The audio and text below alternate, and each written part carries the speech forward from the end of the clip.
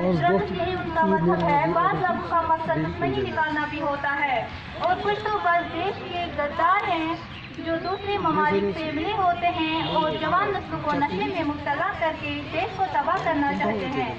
आज हमारे माशरे में नशे की भरमार है। एक तरफ गवर्नमेंट शराब पीने वाले को अरेस्ट करती है, तो दूसरी तरफ सरकारी शराब की दुकानें देखने को मिलती है। ये सियासत ही तो है।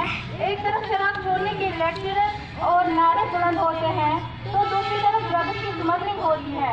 ड्रग्स छेड़ने की वजूहात, खानदानी वजह। कुछ लोगों के यहाँ खानदानी नशा पीढ़ियों से चला आ रहा है, और बाप दादा की नस्लें जो है वो अच्छी आदत अपनाते तो नहीं है, लेकिन बुरी आदतें जरूर इख्तियार कर लेते हैं।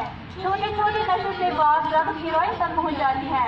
तालीम की कमी, एजुकेशन यानी इल्म का न होना जिंदगी पर बहुत ज़्यादा असर डालता है। जिस इंसान के पास इल्म नहीं है वो ज़्यादा से ज़्यादा बुरी चीज़ों का आदी बन जाता है, और नशा उसकी ज़िंदगी का सबसे बड़ा सहारा बन जाता है।